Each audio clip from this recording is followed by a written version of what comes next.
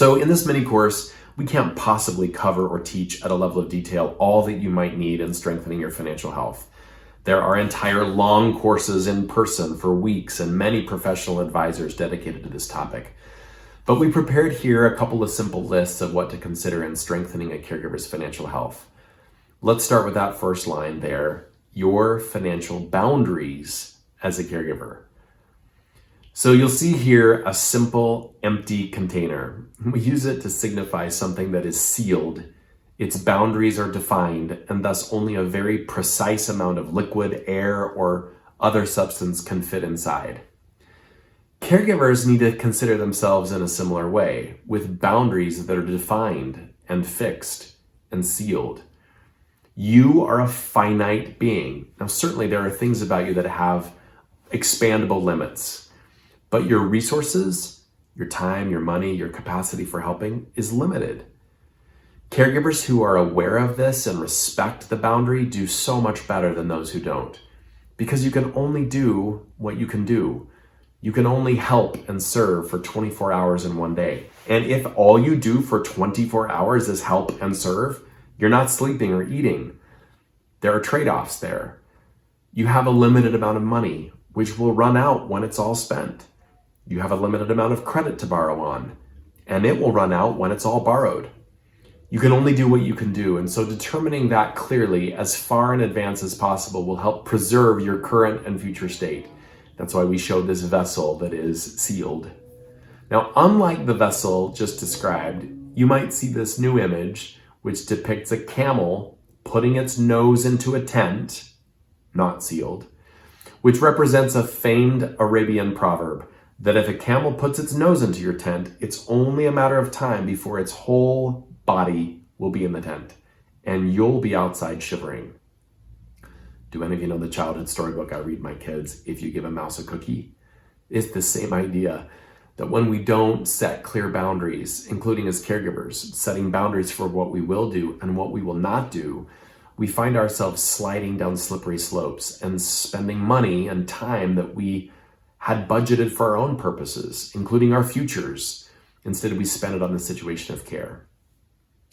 I find myself telling people, if you don't have a personal budget already built, do not feel any confidence spending money on the condition of care, because you don't know what pocket you're robbing from to make that spend.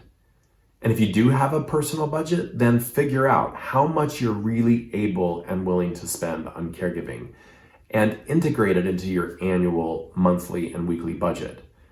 One of the greatest enemies in the caregiving experience is the slippery slopes that have no plan and no deliberate guidance, where we wake up one day to our futures having been mortgaged by our caregiving. Now, these two images, the sealed vessel versus the camel coming into the tent, represent two opposites. And they could be considered two extremes, but we strongly guide toward leaning more in the sealed, planned, deliberate vessel approach than with the unruly, intruding, slippery slope camel approach. Now, as you do this thinking about planned, deliberate boundaries, consider the following list. These 6 items are high-level, simple categories to consider in your caregiving and your financial health. Caregiving can affect every single one of these items. Now, I know it can maybe feel like an accounting lesson, but we'll stay high level as we talk through how each of these categories might be influenced by caregiving. As we talk about each, you might want to look at the associated page we've created in the course workbook to examine how each of these areas will or will not be brought into the caregiving scenarios that you're facing. So you can draw deliberate boundaries and make some notes about them as we talk. First, your assets. This is, in simple terms, what you have: your home, your car. It includes cash, savings, checking accounts, your investments, your retirement accounts, any assets that you may have access to from a business. It's your possessions. Will you be using these to fund any caregiving or to use in caregiving or to supplement the caregiving landscape? Will your loved one live with you at some point? That's the use of your asset. Or will you feel like at some point you're going to sell or use some of your assets to help them in some way? If so or if not, Get clear about it. You might make some notes. Second are your liabilities, or what you owe. These are your debts. They include your mortgage, any outstanding loans.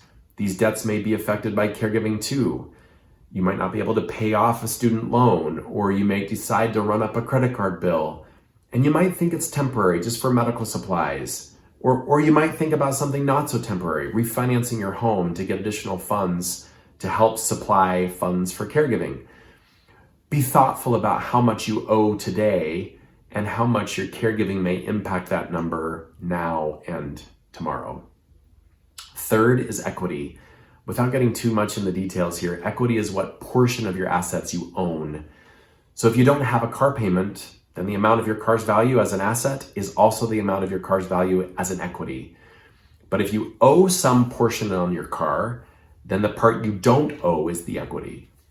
How is your equity changing because of your caregiving? Are you building equity? Are you losing it? Fourth is credit. Credit is, in loose terms, your ability to borrow. Many caregivers have used their credit to get loans or buy needed supplies for caregiving or the situation of care. Your credit will take a hit for every additional account you open and for the lag in payment. And that can affect you down the road because it's tied to you. Fifth is insurance, which is loosely, again, an instrument that protects us against risk, the risk of death, the risk of sickness, the risk of an accident or theft or fire. You'll want to think carefully about what your insurance is going to protect you in as your role as a caregiver. Does your home or liability or auto or health insurance affect what you can or can't do in offering care for a family member, having them on your property, transporting them to appointments? Lastly are legal documents. These are trusts and wills and other documents like that. Your caregiving role is one that might cause you to think about how your legal planning needs to change. Contracts and agreements for care that you're signing should be put in front of a professional who can assist you in understanding what benefit or risk will be yours if you are part of the agreement. Proceed with caution and with trusted partners who can help you interpret the impact on you and your family. Okay, so again, you may want to pause here and take some time to really write about these things in your workbook, about each of these categories before moving to the next section of strengthening caregiver financial health.